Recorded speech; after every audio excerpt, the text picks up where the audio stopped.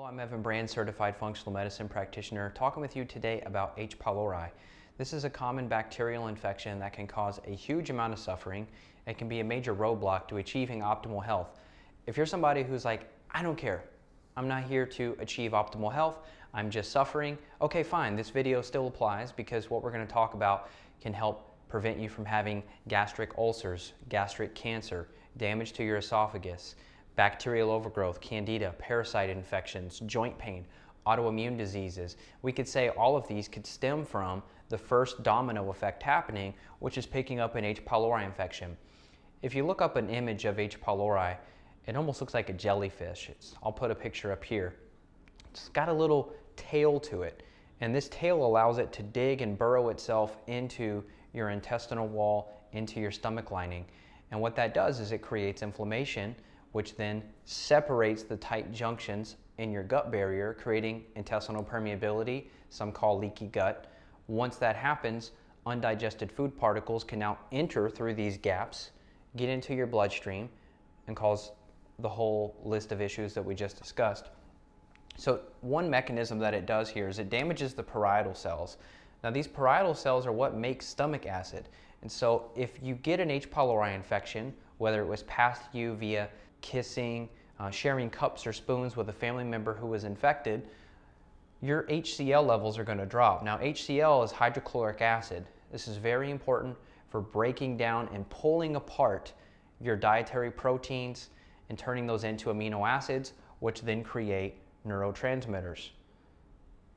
Now, you've probably heard of dopamine, serotonin, norepinephrine, epinephrine, GABA. These are different brain chemicals that are responsible for a huge, wide range of emotional stability, being able to relax, being able to stay focused, stay concentrated, etc. So if you're experiencing brain fog, cognitive issues at all, there's probably a gut component. And in my case, I had H. pylori.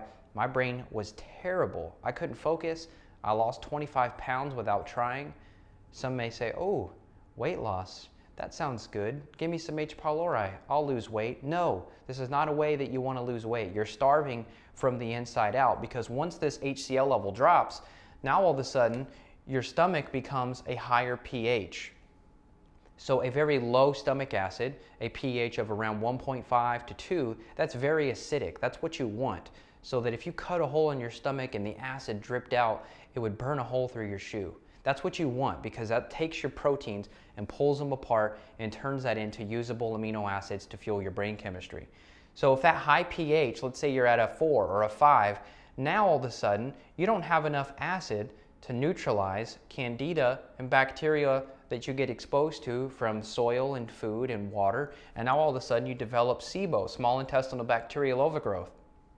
When that happens, now all of a sudden you're not breaking down your amino acids, because these bad guys are taking your gut barrier, they're further damaging it, creating further inflammation, and they're stealing your nutrients because they have to stay alive. So now it's a battle. Who's going to get fed, you or the bugs? And a lot of times the bugs win if this is not addressed. At this stage, this is where the symptoms start to pile up with this infection. So we see anxiety, depression. I would go on to say panic attacks, irritability, insomnia. There's many other symptoms I didn't put here which could be tied into this gut infection because of the various mechanisms like creating inflammation, reducing amino acid metabolism, reducing the production of neurotransmitters. But then we do go on to some of the gut symptoms, which many people do report, like heartburn, bloating, skin issues, so eczema, dermatitis, etc., scalp issues, diarrhea, sometimes constipation, stomach pain. Now, number 6, conventional RX fail. What do I mean? Conventional treatment for H. pylori is pretty terrible. It's triple or quadruple therapy, which means 3 or 4 antibiotics at the same time. And I run a stool test. It's a DNA-based stool test. We actually can test for what's called antibiotic resistance. And what we can do is we can look and tell whether or not you would actually succeed using the conventional treatments. So amoxicillin is going to be number 1. Doxycycline may be thrown in, tetracycline. There's a whole handful of different antibiotics used to treat this infection. I can't prescribe. I don't prescribe. Even if I could, I wouldn't, because I've had such great success using herbs to successfully eradicate this infection. And also, I've had countless clients come to me after they've been to the gastro doc already. They got put on triple or quadruple therapy, along with probably an acid blocking medication to help get rid of heartburn or whatever other symptom was happening. And guess what? We test them, they still show positive for the H. pylori, meaning exactly what I wrote, conventional prescriptions fail. So my advice, get yourself tested. We run a DNA-based stool test that we can find very, very accurate levels of H. pylori. We can also look for the candida, we can look for the bacterial overgrowth and determine what's going on. In fact, it's very rare to find just H. pylori by itself. That could be a primary infection that leads to secondary infections like bacterial overgrowth, parasites, candida, etc. And you have to address all of those if you truly want to succeed in sealing up your tight junctions, restoring your gut barrier, reversing autoimmune disease, healing any and all of these symptoms. You have to get rid of everything. You can't just target H. pylori and expect to stay healthy. You've got to fix the whole gut. So on to some of the herbs. So mastic gum, this comes from a tree. This is a pretty good option.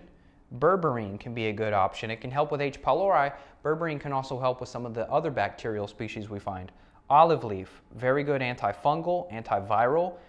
Zinc carnosine, this is a clinically shown version of zinc, which can be very helpful. Am I in the way? Uh-oh. Can you see? Okay, zinc carnosine, very, very effective, clinically shown to help soothe and heal up those tight junctions. Aloe, I love aloe. I've got a product called GI Soothe number 2. We take 200 pounds of aloe gel, convert it to 1 pound of extract, and then we encapsulate it. So ulcerative colitis, Crohn's disease, major irritable bowel diseases, we've had great success using aloe. And a lot of those people with those autoimmune gut conditions, they often do have H. pylori or some other infection. Ginger can be helpful for some of the nausea that's commonly associated with this. And then vitamin A. Vitamin A is another nutrient that can be helpful for the gut barrier.